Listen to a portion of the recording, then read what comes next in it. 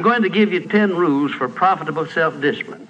These are rules of my own making. They're very homely, some of them, but they'll be very helpful. And number one is keep cool when other people get hot.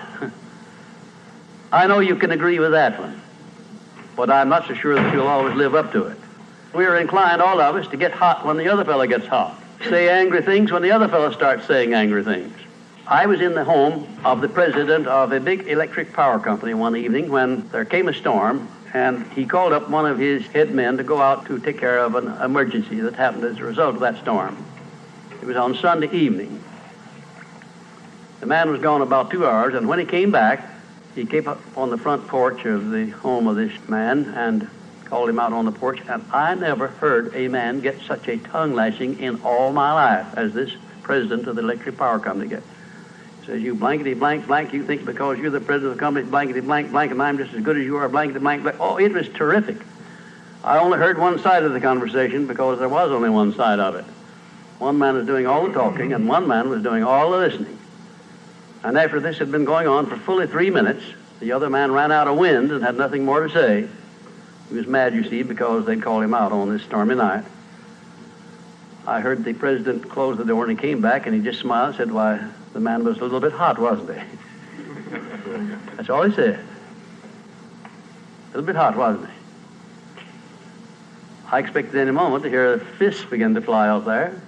But you see, there was a man who had risen to great heights of achievement financially, and he had done it by self-discipline in every respect.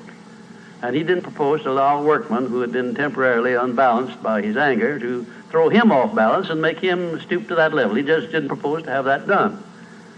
And you'll notice when you get into an argument with anyone, and you're apt to if you don't watch yourself, that if you just remain silent while the other fellow's blowing off his top, he finally gets to the point where he's got no more top to blow off.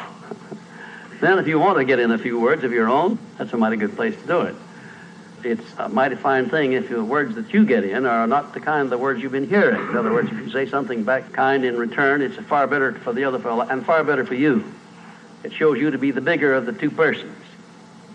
Now, anybody can get mad and blow his top because of what somebody does or says, and that's happening all the time.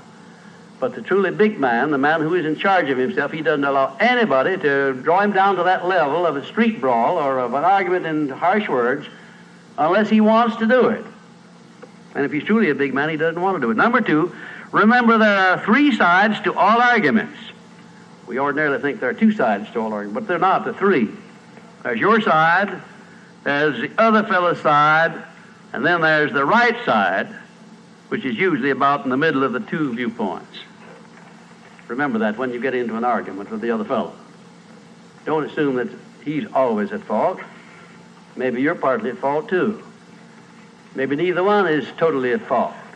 The chances are, in all of the arguments I've ever heard, both parties were partly to blame in one way or another. I have never yet heard an argument where one party entirely was to blame, although I suspect there are such arguments at times. Number 3, never give directives to a subordinate when you're angry. If the matter is urgent, then cool off quickly. Number 4, treat all people as nearly as possible as if they were rich relatives from whom you expected to be remembered in their will. Now that's a good one. That's a honey. That is a honey. If you just do that, treat all people as if they were rich relatives from whom you expected to inherit something at their death. And you can do that. You know, if you had a rich relative that had $1 million he was going to leave to you, or you suspected he was going to, it wouldn't make very much difference what he said or did. He would never throw you off balance. You'd never talk back to him, would you? Of course you wouldn't. You'd be quite silly if you did. Keeping quiet for $1 million seems to me to be a very easy price to pay. Number 5, look for the seed of an equivalent benefit in every unpleasant circumstance with which you meet, no matter what the unpleasant circumstance is. Make it a point to discipline yourself so that you look for that seed of an equivalent benefit, and you start looking in connection with the circumstance. Don't wait a week or two till you've all worked yourself up about it. Start right in where you stand. It'll lessen the blow. It'll lessen the hurt of the wound, whatever it happens to be, if you start looking for that seed of an equivalent benefit. And number 6, learn the almost forgotten art of asking questions and then listening to the answers instead of getting the other fellow told off. It gives you an awful lot of satisfaction when you're angry to get the other fellow told, doesn't it? And the temptation is very great to do that. I know, because I've been there many times. Don't do it. Be bigger than that. Listen to what the other fellow has to say, and then when somebody makes a statement that you're not sure about, learn to ask this one question. It's one of the most important questions in life. It'll serve more purposes than any other short question that I can think of. When somebody makes a statement that you're not sure about, or that you doubt, or that you question, ask a 4-word question. How do you know? And then wait for an answer and see him squirm.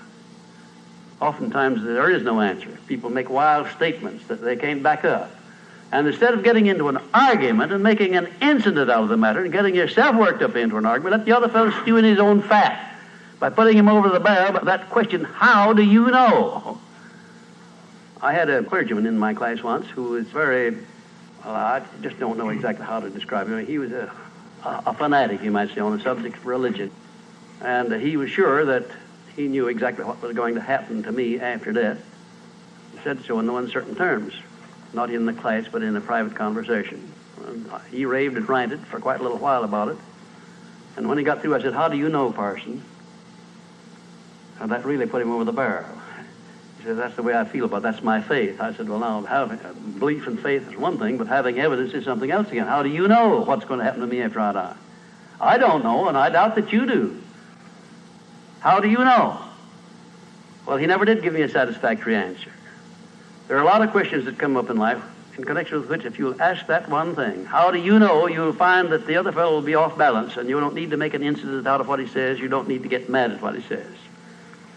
7, never say or do anything which may influence another person without first asking yourself this question: will it benefit him or hurt him? And if it will hurt him, don't do it. Don't say anything or do anything that would hurt another person under any circumstances, no matter how much he may deserve it. Exercise self-discipline. Don't do that, because if you hurt another man, you're going to hurt yourself 10 times as much at least, because that hurt will come back on you. I don't care who you are nor what circumstances you're working under or living under. If you hurt another person, you will be hurt 10 times as much. And if the hurt doesn't come immediately, the rate of interest on that is compound interest on compound interest, and it'll be 100 times as great if you wait long enough. Because everything that you do to or for another person, you do to or for yourself. There is no escape from that. That's just as much a law as the law of gravitation, which everyone understands. You know that if you stepped over the top of this building, no matter what your mind was or what your belief happened to be, if you stepped over the top of this building and violated the law of gravitation, that you'd hit the ground and you'd die in a very few seconds. And this law, which brings you back that which you send out, is just as inevitable, just as inexorable as the law of gravitation or any other of nature's laws. Number 8, learn the difference between friendly analysis and unfriendly criticism. Then decide which you wish to live by in your relations with others. Now, friendly analysis is one thing and is welcomed by most sensible people. I don't object to friendly analysis of anything that I do, even though it's very unfavorable. If it's friendly analysis, I like it, because I can improve by it. But if it's unfriendly criticism, very obviously unfriendly criticism, and not analysis, well, then I resent it. I wouldn't be human if I didn't. How can I tell whether it's friendly analysis or unfriendly criticism? How would you go about telling? There are a lot of ways you can tell. You can tell by your relationship to the person who's making it, whether it's friendly or unfriendly to begin with. If it's an enemy, obviously I discount it right off the bat, because you almost know it's going to be unfriendly criticism. I can tell also by the tone of voice in which he does it, by the manner in which he does it. Because a man who engages in unfriendly criticism generally uses a few epithets along with it that clearly indicates that he's biased. If you have self-discipline, you're not going to be influenced by that kind of a person. And number 9, remember that a good leader in any calling is one who can take orders as cheerfully as he gives them.